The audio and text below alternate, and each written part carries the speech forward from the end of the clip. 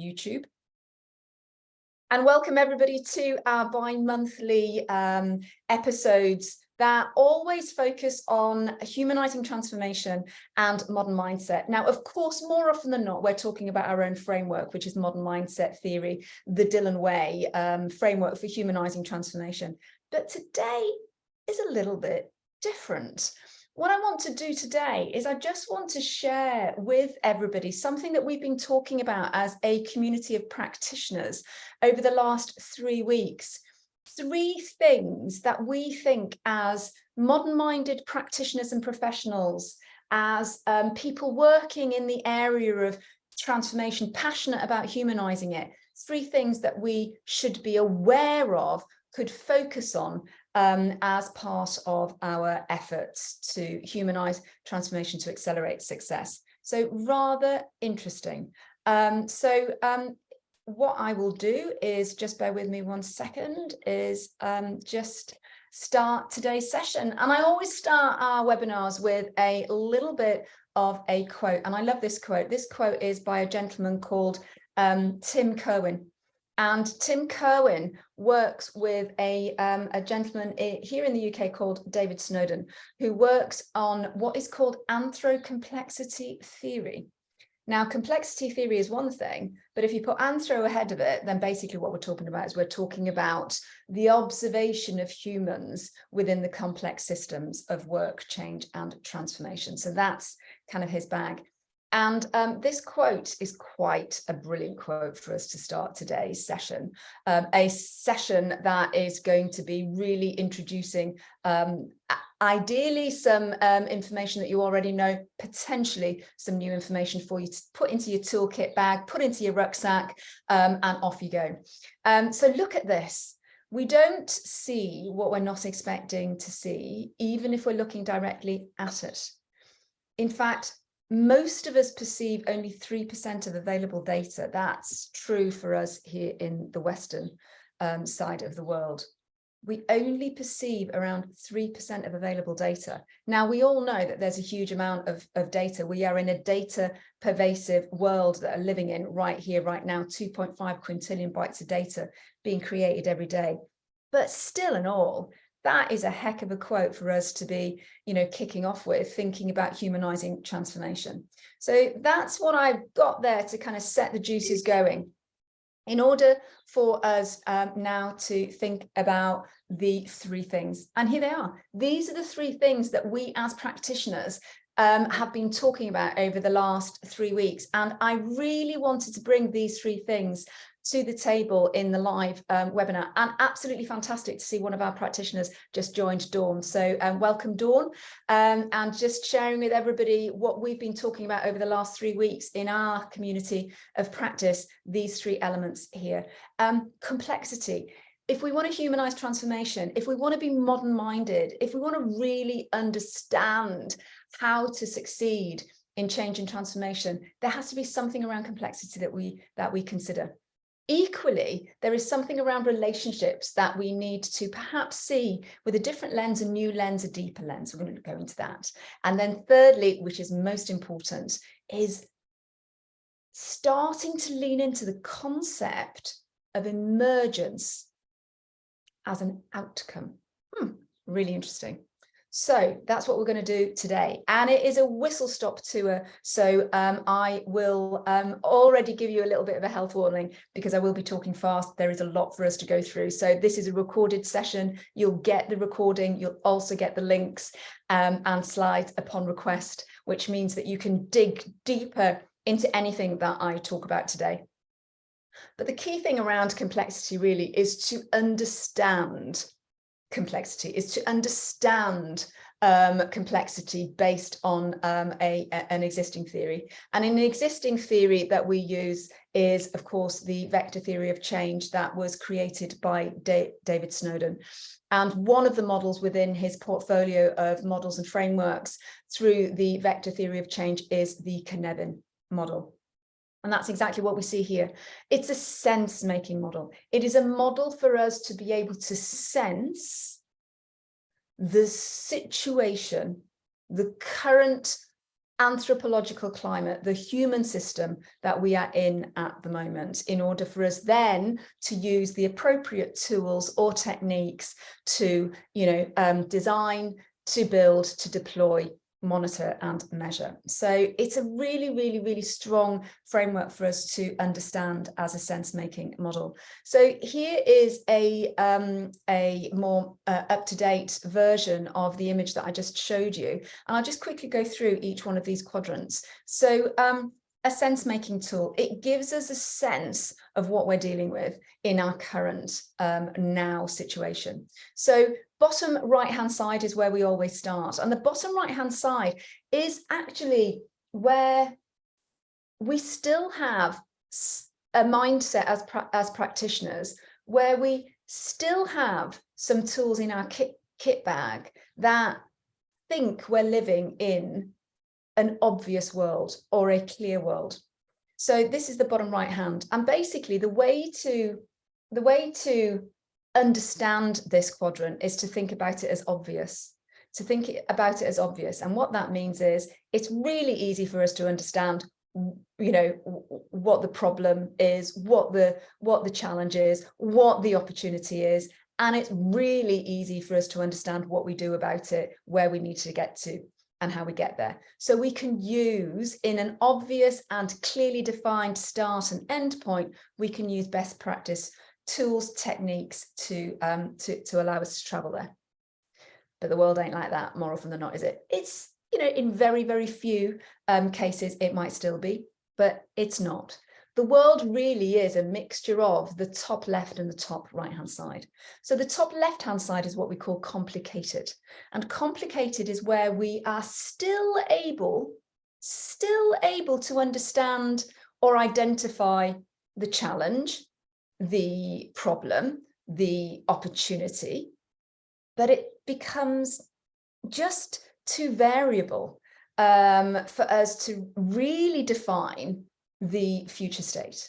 So that is not obvious to us. So we have a known start, but an unknown finish, and it's called complicated.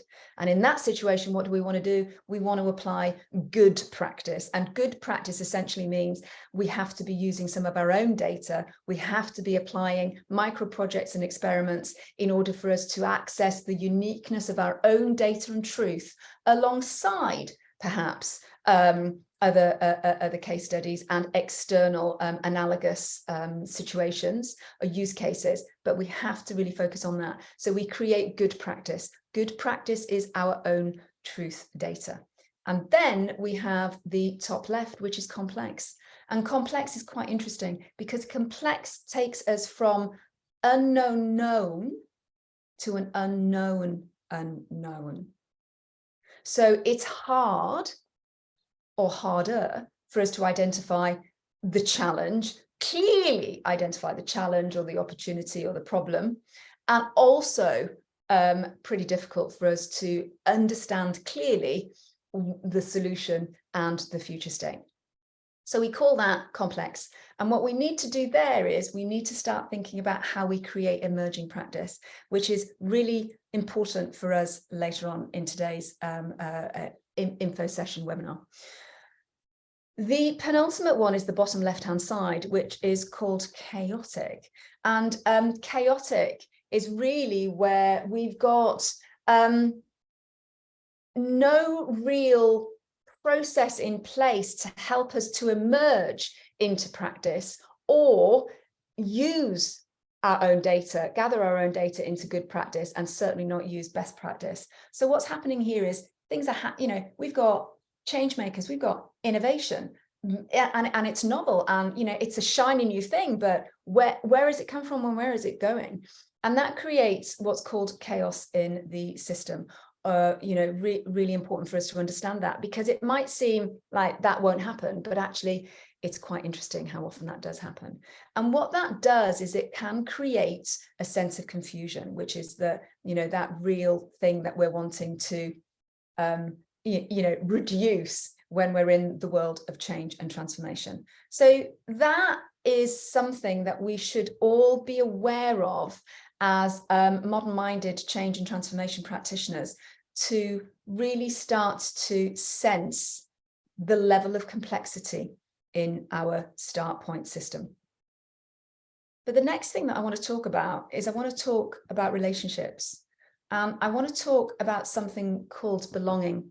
And belonging is a really, really important element in our work within the Dilyn Way and modern mindset theory, because what it does is it allows us to work with a team to really focus on being present in the now state. And if we are present in the now state, what that does is it helps us to gel, it helps us to create trust, it helps us to create community, belonging, it helps us to unify as a tribe for this particular situation right here, right now. And what you can see here very simply is there's two axes. The horizontal axis is time in terms of past, present, and future.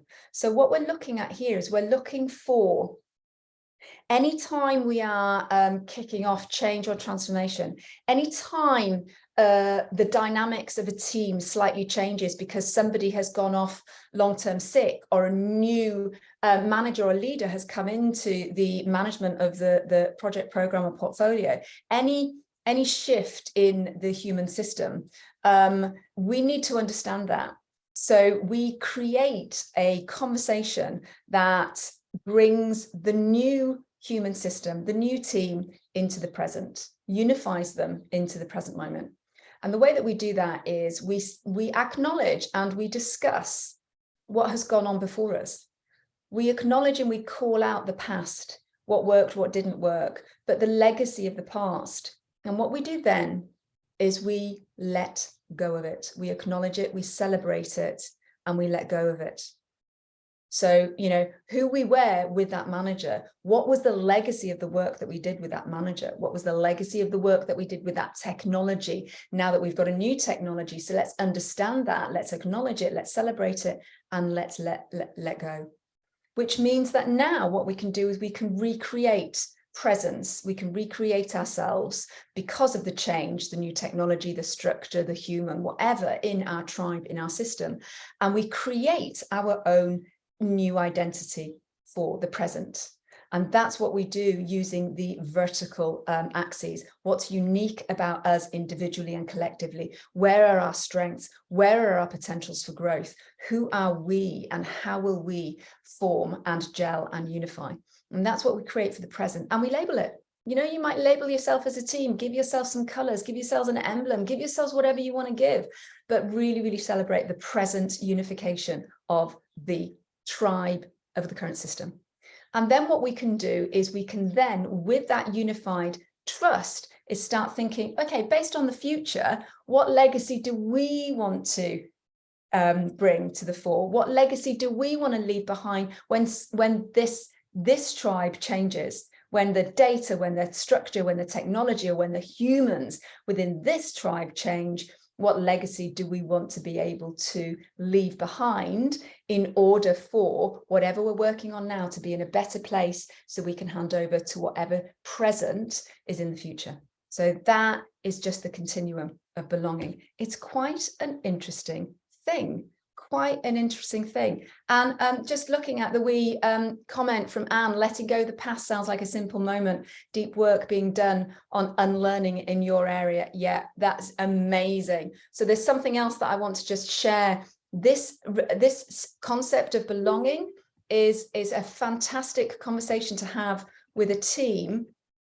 And it comes from the work of Owen Eastwood and his book, which is actually entitled Belonging. It is absolutely fantastic. But this is one thing that we can use to build that sense of belonging from a relationship perspective. But I guess there's also something else that we need to look at, is we need to look at relationships in terms of energy. We need to look at relationships in terms of energy, because if we are able to understand the energy of a human system, we are able to support and increase productivity, increase well-being, increase innovation, increase courage to act. Oh my gosh, so many amazing positive things happen. So another thing that we should be aware of as part of building our toolkit bag around methods and models to support relationships and fostering relationships is also the work of Kim Cameron. And Kim Cameron is a gentleman that works out of Michigan University, and he works on an area called positive relational energy or positive relational leadership. And what you see here is essentially some of the work that he's been doing for well over a couple of decades on this concept of the human energy within systems and how energizing teams, energizing human systems are so much more connected. There is less friction, there is less conflict, and there is a dramatic increase in flow around data and ideas and a diversity of cognitive intelligence. Amazing. And it's positive relational energy that creates that. If we are an individual that doesn't have and doesn't bring positive relational energy into the system, what happens is people don't connect with us, literally and figuratively.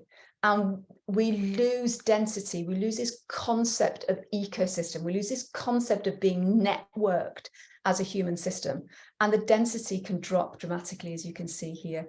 It is a really powerful, powerful, powerful tool. How do we map positive energy in teams, projects, and organizations? Kim Cameron's work uses a 5-question scale to assess the positive energy of individuals within a system. I guess there's 2 caveats that I give to using this tool in your toolkit. Caveat number 1, there needs to be trust. And because it cannot be anonymized, we need to see the name of the person in order to understand it. So there needs to be enough trust in the system for this exercise to be actioned. And number 2, it needs to be inclusive.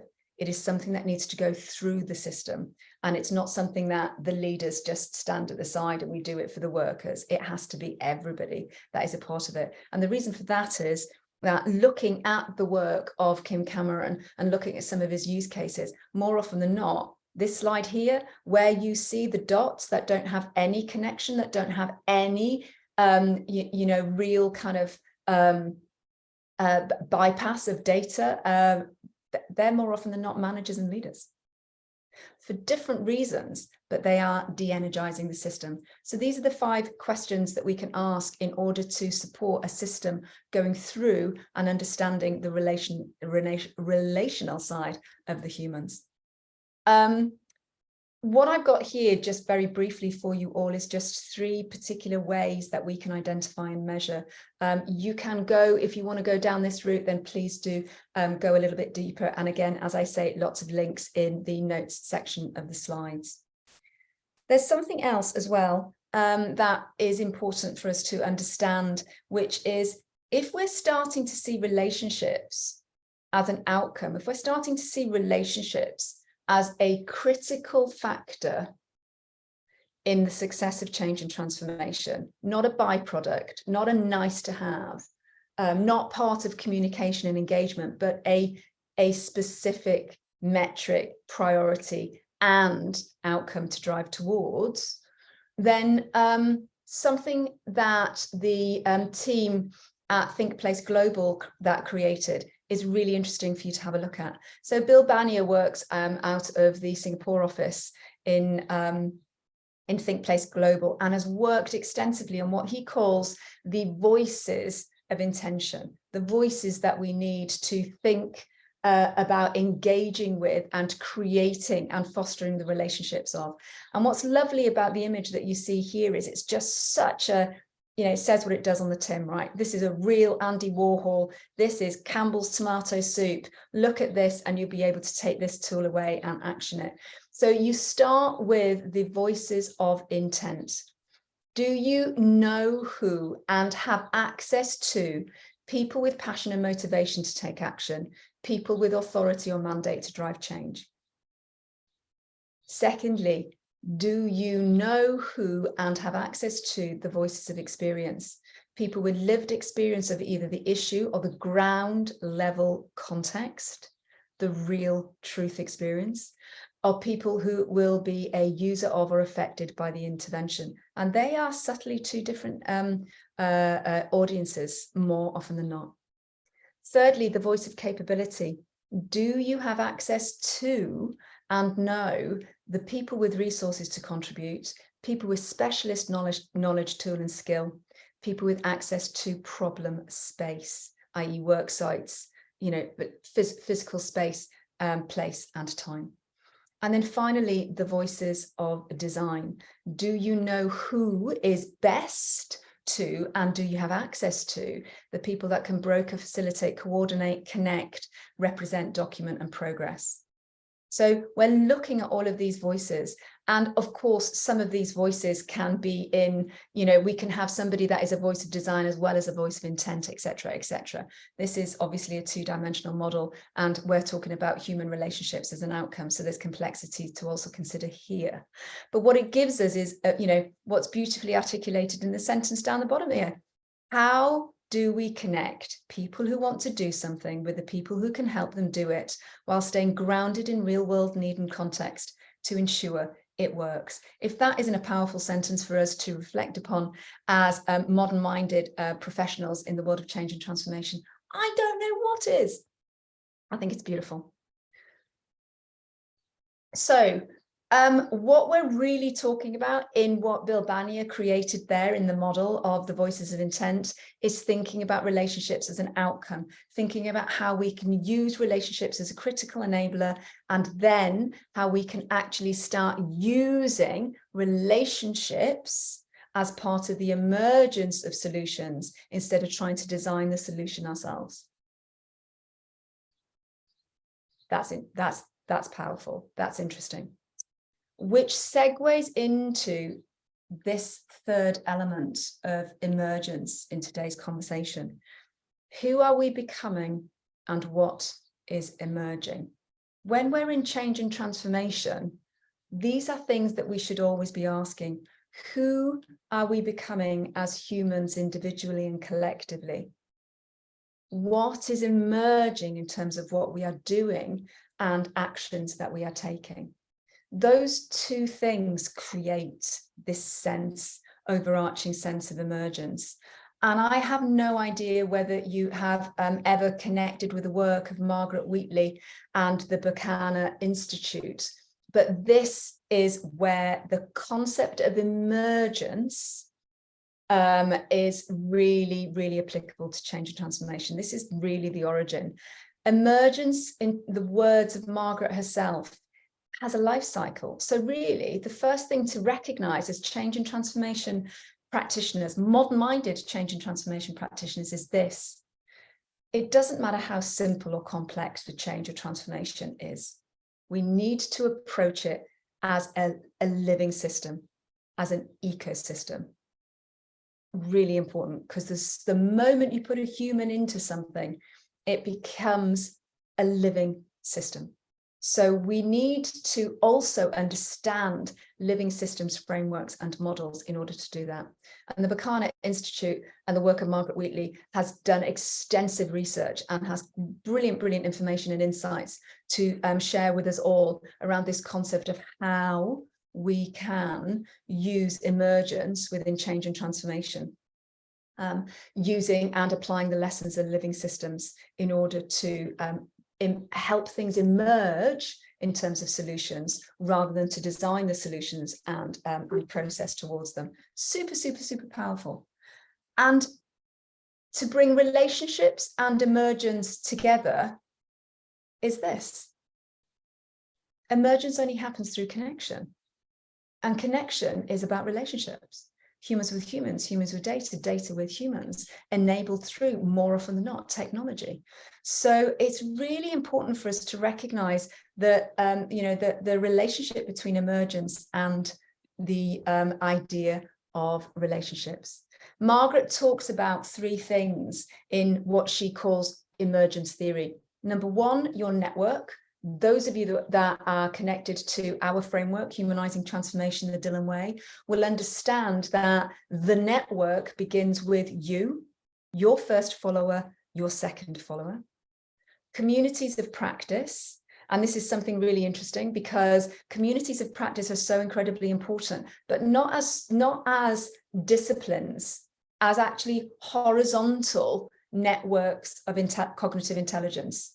So rather than a community of practice, a group of people in organizational development, we're looking at a community of practice here of the people that are coming together like the voices of intent to create communities of practice that are safe for us to experiment and explore and perhaps do action learning. And then she talks about the system of influence. And the system of influence is when you get to that point where you no longer need to put the effort into change and transformation, because the human system itself is doing it, which is what we call the tipping point, the law of diffusion of innovation, when we've got enough people in the system working and actioning and emerging that we get to that 16.5% and we tip over. So these three principles of emergence theory are directly related to humanizing transformation. Just quickly to share with you that Stanford University have also put together 5 very simple conditions that we can use to just cross-check, to put some checks and balances in place if we want to foster and enable and experiment with this concept of emergence of solution rather than designed solution. Common agenda, purpose, authenticity, trust, mutually reinforcing activities, win-win-win. When we work together, what we're doing becomes stronger. Continuous communication, working out loud, working in the open. Transparency is a key principle. And backbone support, back to Bill Banier's voices of intent. Do we know who they are? Do we have access to them? So these 5 conditions are quite fundamental for us if we want to explore down that route. Notwithstanding, just alluding to Anne's comment in the chat earlier on is something that we also need to recognize. In order for us to emerge, we need to also let go. I was with a group of leaders and practitioners and workers within a system last week, and we were talking about the change and transformation that we are all working around.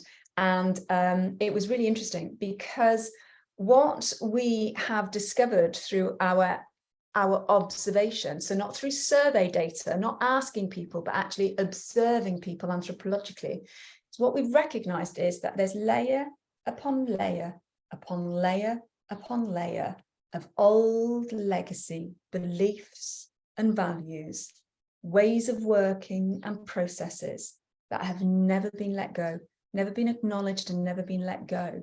So slowly but surely, all of these single things that are inconsequential in and of themselves have added weight onto the human system, weight on the shoulders of the human system that, with something like COVID, have actually created a real crack and have gone to the point of potential organizational trauma.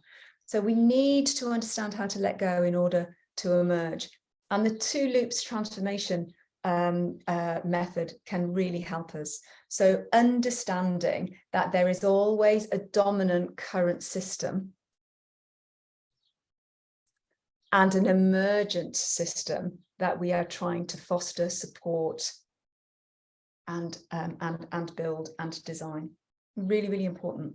So if you want to know a little bit more about 2-loop transformation, again, everything that you need to know is in the links in the PowerPoint slides. But the point is this: any change and transformation that we are working on has to, in terms of the team themselves, recognize the past based on Owen Eastwood's belonging, part of a relationship, but also in terms of the actual work itself, the human system. We want to be able to let go of the past. We want to really understand the death of the dominant system. And this is key, right? This is totally and utterly key. This is seeing change and transformation as a living ecosystem. Really important. Any change and transformation has got something that's going to die, decompose, recompose, and grow. But we have to have space to recompose and grow. We need to create space and time for us to experiment and, you know, create space and time to think. Oh my God, how many of us are working in systems that have got a time poverty pandemic going on at the moment? Two-loop transformation is a lovely tool for us as modern-minded practitioners to work on, with one caveat. And the caveat is this: if we're talking about human systems, it's not just one journey like the left-hand side. Why? Because each and every one of us is going through our own journey based on our own experiences and our own belief systems and our own expertise at our own speed. Which means that we've really got this sense of complexity, right? Real sense. So we need to understand that, and we need to recognize how are we able to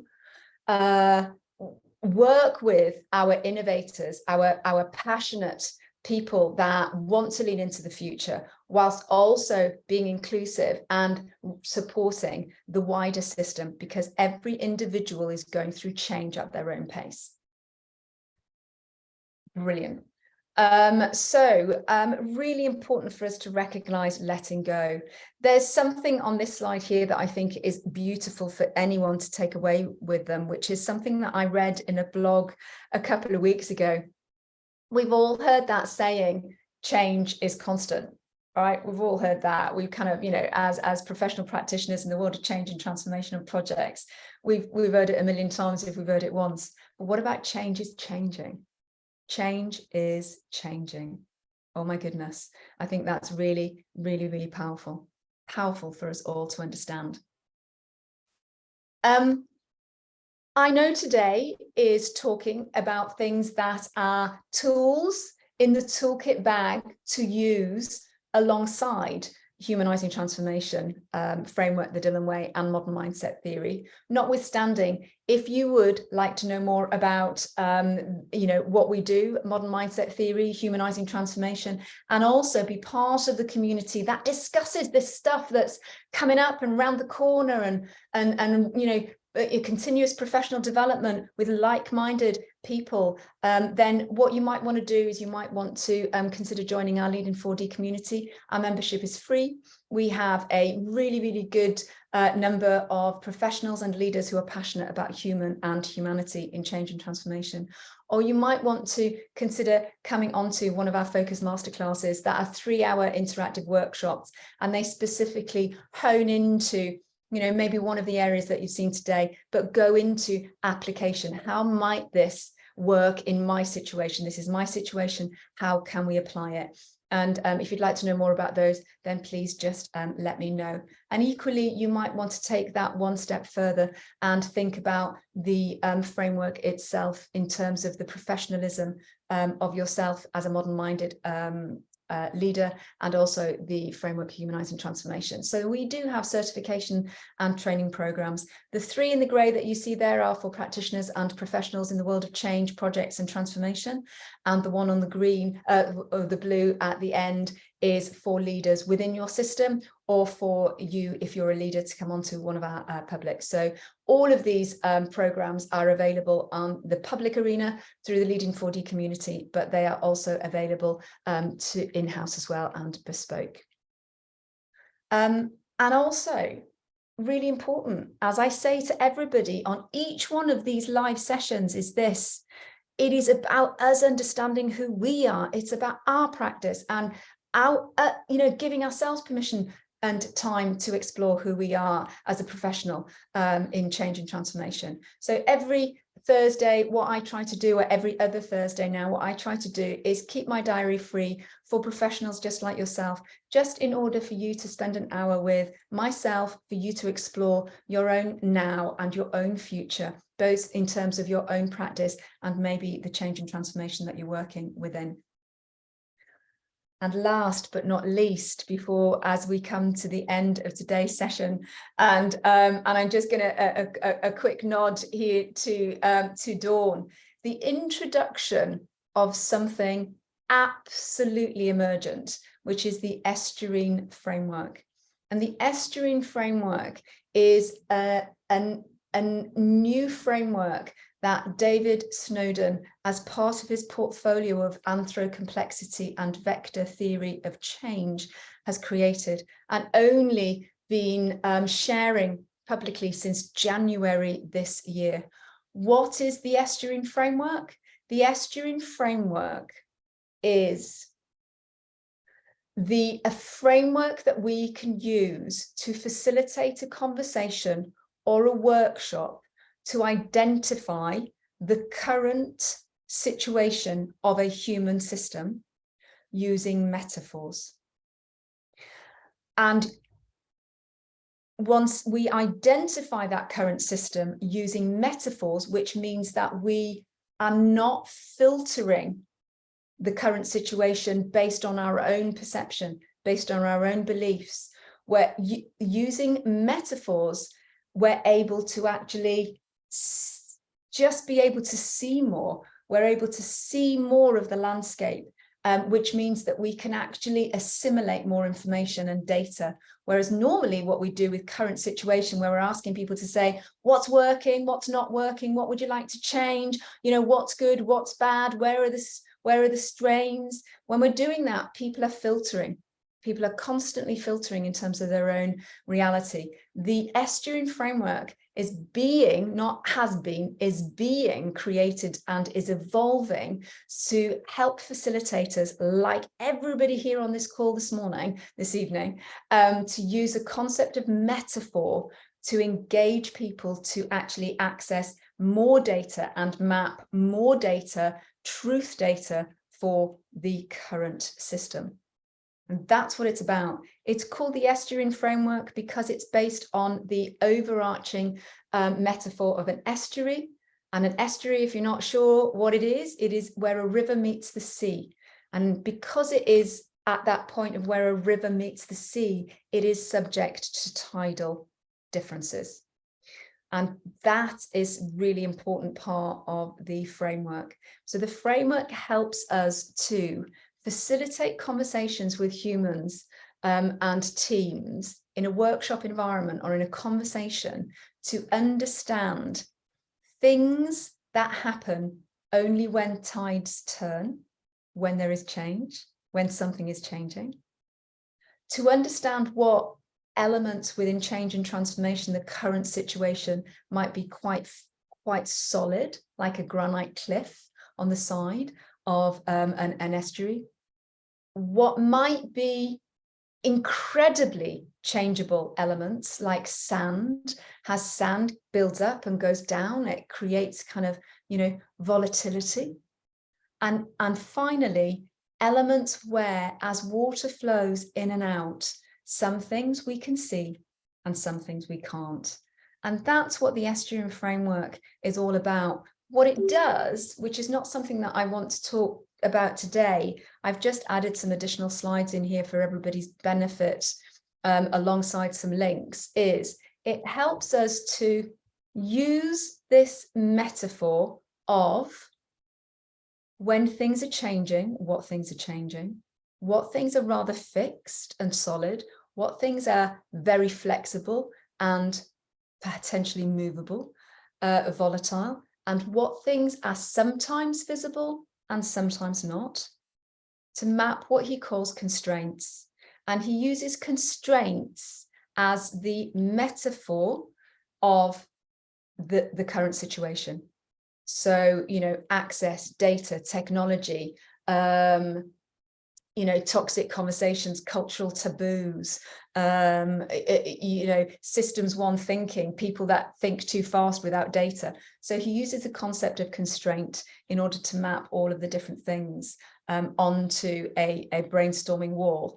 And then what he does using this framework is he helps us to then cluster into 3 areas. He helps us to cluster those solid elements that rarely change, to identify question marks that we just don't know. We don't know whether they're solid, whether they're volatile, whether we just don't know it. They're the big question marks. And equally, those things that are potentially volatile and potentially dangerous to our system, should they change? And I think that is amazing. So what can I say? A very, very, very different webinar I've shared with everybody today. It is not sharing depth or tips and tricks and techniques of our own framework around humanizing transformation or modern mindset theory. It's just these three elements that we've been discussing as a community of practice. And I really wanted to bring this into the public arena, which is why I chose today's theme and why I've shared these three things with you. And I guess, as always, I always, talked to everybody about a few banana skins. And the banana skins for me are, number one, it's really important for us as practitioners. And I think this has come out for us in our own community of practice, that we don't stay too long in one view. And it's so easy for us to do that. It's really important for us to do that. And I also think that because our brains are wired to pattern, because our brains are wired to see, the steps from A to B, it can be very easy for us to underestimate complexity or a complex environment. And our role as practitioners, especially when we're humanizing transformation, which genuinely means human and humanity first, we have to really keep our eye on the complexity element and not underestimate it. Wow. I don't even know where to begin with just bringing today's session to a close, but notwithstanding, I always start with a quote. I always end with a quote. And here's a beautiful little quote for everybody to just, go on their journey with from today, is from Charlie Mackesy's beautiful book, Isn't It Odd? We can only see our outsides, but nearly everything happens on the inside. What a great way to close today's session. Thank you so much for everybody joining me today. I'm going to hang around for a few minutes if anybody has any questions or thoughts that they would like to ask me. But just to let you know, if you'd like to join future sessions, every other Wednesday at 9 a.m. UK time, we can add you to our newsletter so that you can get the invitation and the link. And of course, there are, if you'd like to delve into a little bit more around humanizing transformation and modern mindset theory, there are different ways that you can connect with us. The community, that's free membership, our focus masterclasses, and indeed the practitioner route. So thank you everybody for today, and we'll make sure that you all get the recording. The slides will be shared upon request only, but have a great day, have a great evening. I'll hang around for a few minutes. Otherwise, all the best.